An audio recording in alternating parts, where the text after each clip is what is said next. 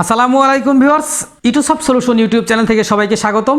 Advance WordPress theme ডেভেলপমেন্টের তৃতীয় পর্বে সবাইকে আরও একবার স্বাগতম। এর আগে আমরা দুটি এপিসোড দেখেছি এবং অ্যাডভান্স লেভেলের ওয়ার্ডপ্রেস থিম ডেভেলপমেন্ট শিখছি। আশা করা যায় আমার প্রত্যেকটি এপিসোড যদি আপনি দেখেন এবং প্র্যাকটিস করেন তাহলে ডিপলি ওয়ার্ডপ্রেস থিম ডেভেলপমেন্টের কাজ শিখতে পারবেন।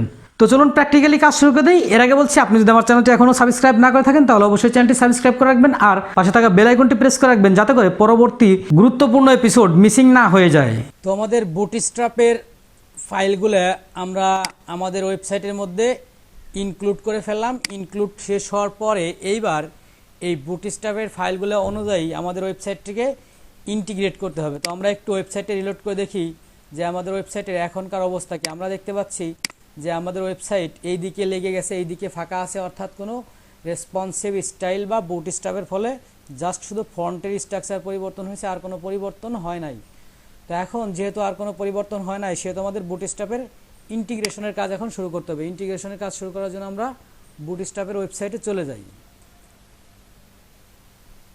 বুটস্ট্র্যাপের ওয়েবসাইটে গিয়ে আমরা এবং এদিক থেকে আমরা লেআউটে ক্লিক করব। লেআউটে ক্লিক করার পরে নিচের দিকে দেখতে পাচ্ছি কন্টেইনার এবং কন্টেইনার ফিল্ড দুইটা নামে অপশন আছে। কন্টেইনার ফিল্ড হচ্ছে যদি আমি ওয়েবসাইটটাকে 100% এরিয়ায় ডিসপ্লে করতে চাই তাহলে আমাকে কন্টেইনার ফিল্ড নামে এই এরিয়াটা নিতে হবে, আর যদি আমি মাঝখানে রাখতে চাই তাহলে এইটা নিতে হবে। তাহলে সেই ক্ষেত্রে বেশিরভাগ ওয়েবসাইটই মাঝখানে রাখা হয়, এই জন্য কন্টেইনারকে আমরা এখান থেকে মাউস ক্লিক করে কপি করে নিব। কপি করে নেওয়ার পরে আমাদের এবার কোন কোন এরিয়ায় নিতে হবে প্রথমে চিন্তা করি। আমাদের এই পর্যন্ত এই এরিয়াটা হেডারের মধ্যে, তাহলে আমাদের হেডার ফাইলটাকে আগে অন করতে হবে।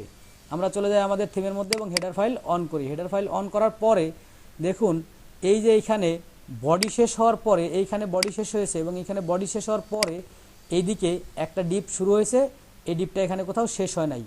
এই ডিপটা শেষ হয়েছে ফুটার ফাইলে। আমরা একটু দেখে আসি যে ডিবাইডি পেজ নামে একটা ডিপ এখানে অন হয়েছে, এটা ফুটার ফাইলে আদৌ অফ হয়েছে কিনা।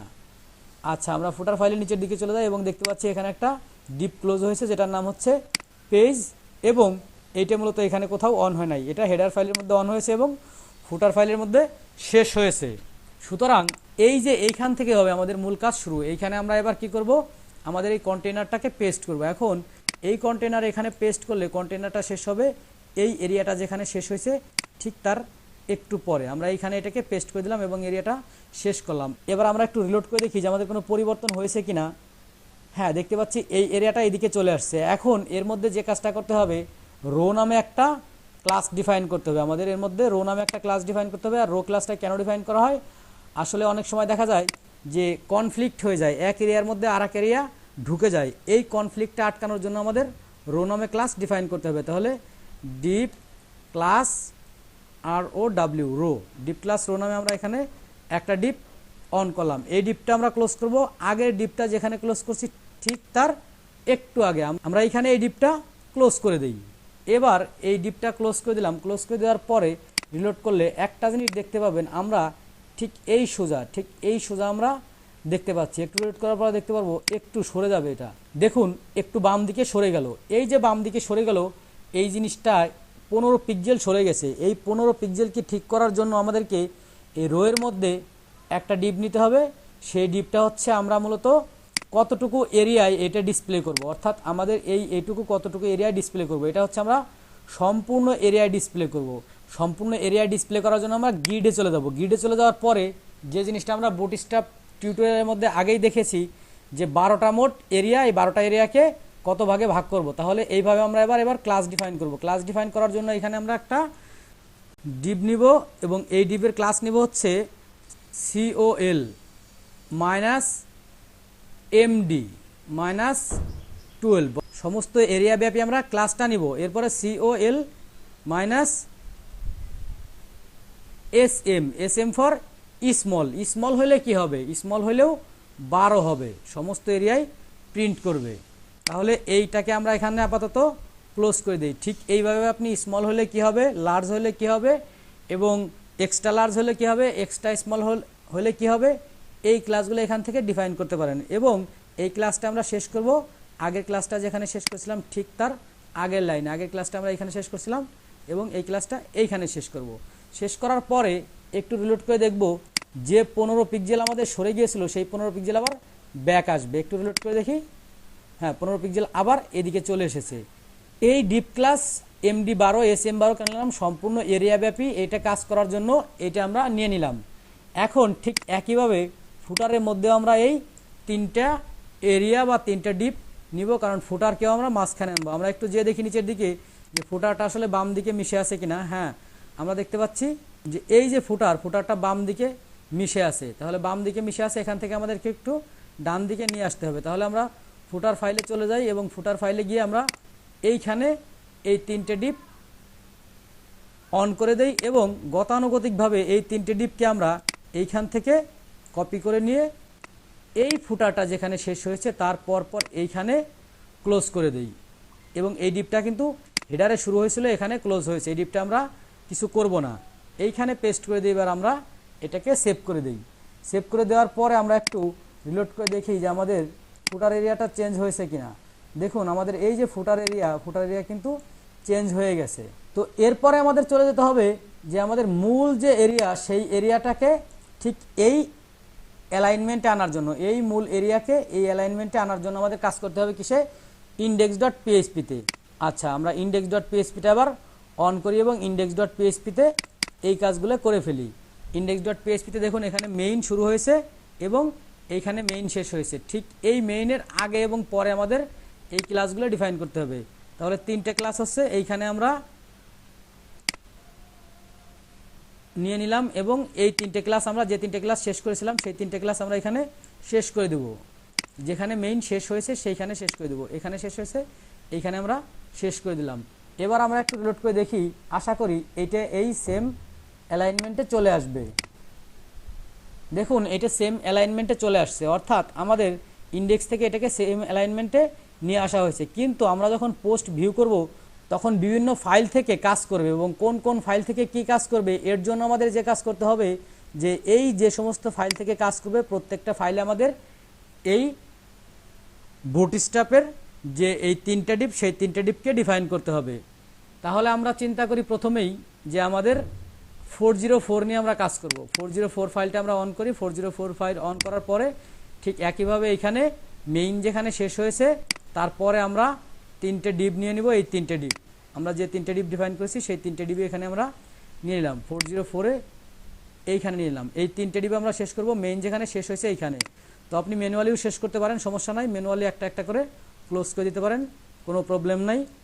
মনে রাখবেন যতগুলো ডিপ অন করতে হবে ততগুলো ডিপই ক্লোজ করে দিতে হবে। 3টে ডিপ যেহেতু অন করছি 3টে ডিপ আমরা এখানে ক্লোজ করে দিলাম। এখন এরপর হচ্ছে archives.php। এই archive.php-তে ঠিক একই কাজ আমাদের করতে হবে, 404-এ যে কাজটা করছি সেম কাজটা। তাহলে এটাকে আমরা কপি করে 404-এ নিয়ে আসি। আর মূলত হচ্ছে এই কাজগুলো আমরা কেন করতেছি, রেসপন্সিভ করার জন্য। এবং ঠিক এই মেইন যেখানে শেষ হয়েছে তারপরে আমরা এই 3টে ডিপকে স্টেপ বাই স্টেপ ক্লোজ করে দেই। এরপরে যে ফাইলটা নিয়ে কাজ করতে হবে সেই ফাইলটা হচ্ছে, কমেন্টস লাগবে না, ফুটার করেছি, হেডার করেছি, ইন্ডেক্স করেছি, pages.php বা page.php। এইটাকে আমাদের এই 3টা ক্লাস ডিফাইন করতে হবে। তাহলে এই 3টা এখানে ডিফাইন করে দিলাম এবং মেইন যেখানে শেষ হয়েছে তারপরে আমরা এই 3টাকে একটু ক্লোজ করে দেই। আচ্ছা, এই 3টে ডিপ আমরা এখানে ক্লোজ করে দিলাম। এরপরে আমাদের আর কি ফাইলে কাজ করতে হবে, আর করতে হবে হচ্ছে search.php এবং single.php। তাহলে search.php-তে আমরা যাই। search.php-টা অন হওয়ার পরে ঠিক এইখানে আমরা এই 3টে ক্লাস পেস্ট করে দিলাম এবং এই 3টে ক্লাস যেখানে মেইন শেষ হয়েছে তারপরে আমরা ক্লোজ করে দেব।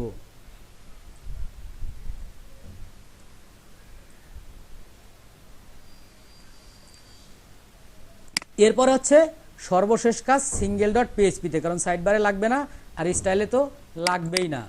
single.php-তে আমরা দেখব যেখানে মেইন শুরু হয়েছে তার আগে আমাদের 3টে ক্লাস ডিফাইন করব এবং যেখানে মেইন শেষ হয়েছে তারপরে 3টে ডিপ ক্লোজ করে দেব। এইবার আশা করা যায় প্রত্যেক পেজেই আমাদের এই সেম স্ট্রাকচার আসবে। আমরা একটু চেক করি যে সিঙ্গেল পেজে গেলে কি হয়। যে কোনো একটা পোস্টে ক্লিক করি এবং সিঙ্গেল পেজে যাওয়ার পরে দেখতে পাচ্ছি যে আমাদের স্টাইল ঠিক আছে। এবার আমরা চিন্তা করি যে কোনো একটা আর্কাইভ আমরা চেক করব। আমরা চিন্তা করি যে ডিসেম্বর 17, 2017 এই আর্কাইভে কি আছে, এই আর্কাইভে যাওয়ার পর দেখতে পাচ্ছি সব কিছু ঠিক আছে। তাহলে আমাদের মোটামুটি এই যে মাঝখানে আনার এই কাজটা কমপ্লিট হয়ে গেল। এখন আমাদের যে কাজটা করতে হবে, যে আমরা দেখতে পাচ্ছি আমাদের একটা সাইড বার আছে। দেখুন সাইড বারের মধ্যে কি আছে, আমরা এখান থেকে অ্যাপিয়ারেন্স থেকে উইডজেটসে যাই এবং সাইড বারের এলিমেন্টসগুলো একটু দেখে আসি। সাইড বারের এলিমেন্টস আছে একটা রিসেন্ট পোস্ট আর একটা আছে শুধু পোস্ট। তাহলে এটা আমরা লেটেস্ট পোস্ট কথাটা লিখে দেই যাতে করে একটু ডিফাইন করতে সহজ হয়। তাহলে কি আছে, রিসেন্ট পোস্ট এবং লেটেস্ট পোস্ট নামে দুটো অপশন আছে। এই অপশন দুটো দেখতে পাচ্ছি আমরা হোম পেজের নিচে চলে গেছে, এই যে এদিকে চলে গেছে। এইদিকে কেন চলে গেছে, তাহলে এবার আমাদের সাইড বারকে ডিফাইন করে এইদিকে ডান দিকে সাইড বারকে রাখতে হবে।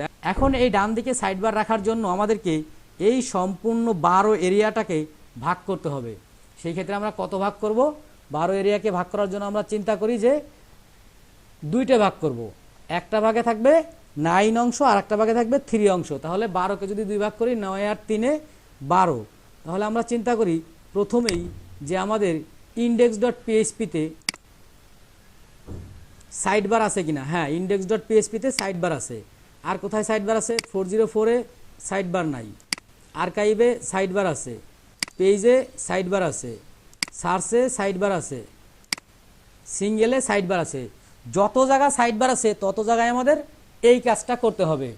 এখন এই কাজটা করার জন্য আমরা আগে index.php-তে চলে যাই। index.php-তে যাওয়ার পর সাইড বারটাকে আমাদের এবার বাইরে আনতে হবে, কারণ সাইড বারটা মূলত ফুটারেরও নিচে চলে আসে। এই কোডগুলোকে একটু সুন্দর দেখার জন্য আমরা এখান থেকে অ্যাপ্লাই সোর্স ফরম্যাটিংয়ে ক্লিক করে এই সোর্স ফরম্যাটটা সুন্দর করে নিতে পারি। এটা আপনার পছন্দের ব্যাপার যে আসলে এটাকে আপনি সুন্দর রাখবেন নাকি রাখবেন না। যাই হোক, এখন এই সাইড বারটাকে আমাদের যেহেতু এই দিকে আনতে হবে কোথাও, সেহেতু আমাদের সাইড বারটাকে নিচ থেকে উপরে নিয়ে আসতে হবে। এবং উপরে আনার জন্য আমাদেরকে এই 12টাকে ভাগ করতে হবে। কত ভাগ করতে হবে, একটা 9 আর একটা 3। তো আমরা চিন্তা করি যে আমরা মেইনটাকে রাখবো হচ্ছে 9। তাহলে এইখানে আমরা এটাকে 9 করে দেই এবং এটাকে আমরা 12 রাখবো। এটাকে কেন 12 রাখবো, যখন স্মল ডিভাইসে যাবে তখন আর 9 থাকবে না, তখন সম্পূর্ণ এরিয়া ব্যাপী হয়ে যাবে। এরপরে এই যে মেইনটা যেখানে আমরা শেষ হলো, একটু কলাপস করে দেখি, মেইনটা এইখানে শেষ হয়েছে, তাহলে এই ডিপটা এইখানে ক্লোজ হয়েছে। এই ডিপটা ক্লোজ হওয়ার পরে আমাদেরকে একটা ডিপ নিতে হবে। ঠিক একইভাবে এই যে এই ডিপটাকে আমরা কপি পেস্ট করে নিয়ে যাই এবং আমরা যে এইখানে ডিফাইন করেছিলাম 9, তাহলে 12 থেকে 9 হইতে থাকে কত, 3। আমরা এখানে 3 ডিফাইন করলাম এবং এই ডিপটা আমরা এখানে ক্লোজ করে দিলাম। এখন এই যে ডিপের মধ্যে আমাকে সাইড বারটা নিয়ে আসতে হবে। তাহলে সাইড বারের কোডটাকে আমরা এখান থেকে কাট করে নিয়ে আসি, এইখানে এনে আমাদের পিএইচপি ব্লকের মধ্যে এটাকে প্রিন্ট করে দেই। তাহলে পিএইচপি ব্লকের মধ্যে পেস্ট করে দিই বা প্রিন্ট করে দিই, দেখি এবার একটু পরিবর্তন আসে কিনা। আমরা একটু হোম পেজে চলে যাই এবং দেখি সাইড বারটা ডান দিকে আসছে কিনা। দেখুন অটোমেটিক সাইড বারটা ডান দিকে চলে আসছে। কিন্তু এই যে সাইড বার ডান দিকে চলে আসলো, এই কাজটা আমার যতগুলো পেজে আছে সাইড বার ততগুলো পেজেই ঠিক একই কাজ করতে হবে। দেখুন সাইড বার কিন্তু এখন আর নিচে নাই, ডান দিকে চলে আসছে এবং এখন কোনো ব্রোকেন নাই, সুন্দরভাবে সাইড বারটা চলে আসছে এবং সব কিছুর স্পেসিং অ্যালাইনমেন্ট সব ঠিক আছে। তাহলে এই কাজটা আমাদের সবগুলো পেজে করতে হবে, যতগুলো পেজে আমাদের সাইড বার আছে। তাহলে সাইড বার আছে কোথায়, ইন্ডেক্সে, এবং এরপরে আছে 404-এ সাইড বার নাই, আর্কাইভসে সাইড বার আছে। আর্কাইভসে সাইড বার থাকলে আমাদের এইখানে ঠিক একইভাবে এটাকে 9 করে নিতে হবে এবং এইটা যেখানে শেষ হয়েছে তারপরে আমাদেরকে এভাবে কলাপস করে ঠিক এইখানে আমাদেরকে আর একটা ডিপ নিতে হবে, যে ডিপটার মধ্যে হচ্ছে আমরা সাইড বার ডিসপ্লে করব। তাহলে সাইড বার ডিসপ্লে করার জন্য আমরা আগে এই ডিপটা এখান থেকে আগের মতোই কপি করে নেই। কপি করে এই ডিপটাকে আমরা এখান থেকে কলাপস করে দিই। কলাপস করে দিলে আমাদের বুঝতে সহজ হবে বা খুঁজে পেতে সহজ হবে। ঠিক একইভাবে এখানে আমরা এই ডিপটাকে পেস্ট করি এবং এই ডিপটাকে এখানে ক্লোজ করে দেই এবং ক্লোজ করার পরে আমরা যে কাজটি করছিলাম আগে ঠিক সেই কাজটি করতে হবে। এটাকে আমরা 3 দিয়ে দেবো, কারণ টোটাল এরিয়া হচ্ছে 12টি, আগে আমরা 9টি ডিফাইন করে ফেলছি, তাহলে বাকি থাকে কয়টি, 3টি। সেই 3টি আমরা এখানে ডিফাইন করব এবং এখান থেকে আমরা যে সাইড বারটা ডিফাইন করেছিলাম সেই সাইড বারটা সরাসরি এখান থেকে আমরা কপি পেস্ট করে ডিফাইন করে দেব। তাহলে আর্কাইভ পেজের কাজ হয়ে গেল। ঠিক একইভাবে আমরা এবার এই যে সম্পূর্ণ এরিয়াটাকে নিয়ে পেজেসের মধ্যে নিয়ে যাব। কোথায় নেব, পেজেসের মধ্যে, এবং পেজেসের যেখানে এই এরিয়াটা শেষ হয়েছে তার একটু পরেই, এই এরিয়াটা শেষ হয়েছে এইখানে, ঠিক এইখানে আমরা আমাদের যে সাইড বারটা ডিফাইন করে দেব। ঠিক একইভাবে আমরা সার্চেসের মধ্যেও যেখানে এই এরিয়াটা শেষ হয়েছে কোলাপস করে ঠিক তারপরে আমরা সাইড বার ডিফাইন করে দেব। ঠিক একইভাবে সিঙ্গেল ডট পিএইচপিতেও যেখানে আমাদের এই ডিপটা শেষ হয়েছে তারপরে আমরা আমাদের সাইড বারটা ডিফাইন করে দেব। এইবার এইগুলোকে আমরা সেভ করব এবং একটু সোর্স ফরম্যাটিং করব। সোর্স ফরম্যাটিং হচ্ছে দেখতে যেভাবে সুন্দর দেখা যায় এই কাজটা আমরা এখানে প্রত্যেক পেজেই করে রাখবো দেখতে সুন্দর দেখার জন্য এবং সেভ করে ফেলবো। এবার আমাদের সমস্ত পেজেই সাইড বারটা চলে আসলো, অর্থাৎ সাইড বার যত জায়গা ছিল তত জায়গায় চলে আসলো। একটা জিনিস মনে রাখবেন, সাইড বার কি ডাবল ডিফাইন আছে কিনা, অর্থাৎ এইখানে সাইড বার আছে আবার ফুটারের এদিকেও সাইড বার আছে কিনা। দেখি ইন্ডেক্সে সাইড বার নাই, আর্কাইভে সাইড বার আছে। যেহেতু আর্কাইভে সাইড বার দুইবার আছে তাহলে আর্কাইভে সাইড বারটা ফেলে দিতে হবে। এবং এই যে এইখানকার ফুটারটা এখানে মিসিং হয়ে গেছে, তাহলে এইখানে আসবে মূলত ফুটার এবং থাকবে চলে যাবে সাইড বার। এরপর হচ্ছে পেজেস, ঠিক একইভাবে পেজেসের নিচে সাইড বার আছে কিনা, হ্যাঁ পেজেসের নিচেও সাইড বার আছে, সাইড বারটা আমরা এখান থেকে ফেলে দেই, কারণ একই সাইড বার দুই জায়গা ডিফাইন করা যাবে না। এরপর হচ্ছে সার্চের মধ্যেও নিচে সাইড বার আছে কিনা, হ্যাঁ নিচে সাইড বার আছে, এটা আমরা এখান থেকে ফেলে দেই। এরপরে হচ্ছে সিঙ্গেল ডট পিএইচপির নিচে সাইড বার আছে কিনা, হ্যাঁ এখানেও সাইড বার আছে, সাইড বারটা আমরা ফেলে দিই। এবার দেখুন আমাদের এই সাইড বারটা সব পেজেই চলে আসবে, কারণ এখন আমরা আছি ওয়েবসাইটের মূল পেজে। আমরা যদি একটা পোস্টে যাই সেখানে যাওয়ার পরে দেখতে পাচ্ছি সাইড বারটা নিচের দিকে পড়ে গেছে, আসার কথা ছিল আমাদের ডান দিকে, কিন্তু নিচের দিকে পড়ে যাওয়ার কারণ কি, আমরা একটু সিঙ্গেল ডট পিএইচপিটা দেখে আসি যে সিঙ্গেল ডট পিএইচপিতে কী কাজ হয়েছে। সিঙ্গেল ডট পিএইচপিতে সঠিক মতো হয়তো কাজ হয় নাই, এই জন্য কাজ করে নাই। দেখুন সিঙ্গেল ডট পিএইচপিতে এটাকে আমরা এডিট করি নাই, এটাকে তো আসলে 9 ডিফাইন করতে হবে, তাহলে এটাকে আমরা এই ভুলটা করেছি, এই জন্য হয় নাই। ঠিক একইভাবে সার্চ ডট পিএইচপিতে আমরা চেক করব, এটা 9 হবে। ঠিক একইভাবে পেজেস ডট পিএইচপিতে এটা 9 হবে, কারণ আমরা যতবার পেস্ট করেছিলাম ততবার এডিট করি নাই। ঠিক এখানে 9 আছে, 404 দরকার নাই, ইন্ডেক্সে 9 আছে, অর্থাৎ এখন দেখবেন যে এইবার সিঙ্গেল পেজের এইদিকে সাইড বার আসবে। আমরা একটু রিলোড করে দেখি আসে কিনা। রিলোড করার পরে দেখতে পাচ্ছি চলে আসছে, অর্থাৎ আমাদের কথা মতো কাজ করছে। সুতরাং আপনারা এতটুকু বুঝতে পারলেন যে আমরা স্ট্যান্ডার্ড মানের একটা ওয়ার্ডপ্রেস থিম প্রফেশনালি এবং বুটস্ট্র্যাপ দিয়ে responsive step by step create করতে পারতেছি। তাহলে এই এপিসোড এই পর্যন্তই, পরবর্তী এপিসোডে আমরা অন্যান্য কাজ শুরু করব। তো দেখলেন অ্যাডভান্স ওয়ার্ডপ্রেস থিম ডেভেলপমেন্টের তৃতীয় এপিসোড। আপনার যে কোনো জিজ্ঞাসা সরাসরি কমেন্ট বক্সে লিখে ফেলুন অথবা ভিডিও ডেসক্রিপশনে দেওয়া ফেসবুক গ্রুপে গিয়ে আপনার প্রশ্নটি করতে পারেন।